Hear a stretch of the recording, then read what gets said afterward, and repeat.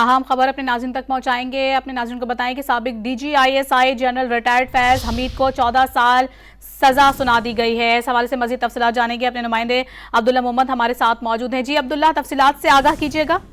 جی بالکل، ایک بڑی خبر ہے. سابق ڈی جی آئی ایس آئی فیض حمید کو 14 سال بامشقت قید کی سزا جو ہے وہ سنائی گئی. ایس پی آر کی جانب سے جاری اعلامیے کے مطابق 15 مہینے سے زیادہ جو اس جنرل فیض حمید کا ٹرائل ہوا اور ان پر 4 جرم جو ہے وہ عائد کیے گئے، جس میں سیاسی سرگرمی میں وہ ملوث رہے، جبکہ اس کے ساتھ ساتھ انہوں نے آفیشل سیکرٹ ایکٹ کی خلاف ورزی بھی کی اور اس کے ساتھ ساتھ اپنے اتھارٹی کا بھی غیر قانونی طور پر استعمال کیا اور گورنمنٹ وسائل جو ہے، حکومتی وسائل، ان کو غلط انداز میں جو ہے وہ استعمال کیا گیا. تو انہوں نے اپنے فیصلے میں لکھا ہے کہ ایکیوز جو ہے ان پر 14 سال بامشقت سزا جو ہے وہ سنائی جاتی ہے اور اس قید بامشقت 14 سال ہوگی.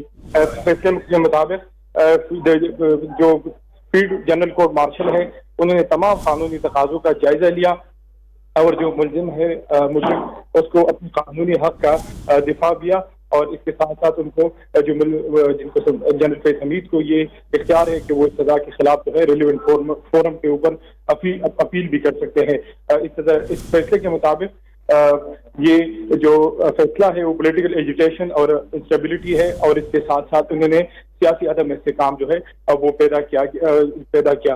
تو جنرل فیض حمید جو سابق ڈی جی آئی ایس آئی تھے اور پشاور کے کورٹ کمانڈر تھے، ان کو آج سے 15 مہینے پہلے گرفتار کیا گیا تھا اور پھر اس کا کورٹ مارشل کا آغاز جو ہے وہ کیا گیا. ان پر بنیادی طور پر 4 الزامات تھے کہ انہوں نے سیاسی ایکٹیویٹیز میں وہ ملوث رہے، جبکہ اس کے ساتھ ساتھ آفیشیل سیکرٹری ایکٹ کی بھی انہوں نے خلاف ورزی کی اور اپنے اختیار کا ناجائز استعمال جو ہے وہ انہوں نے کیا.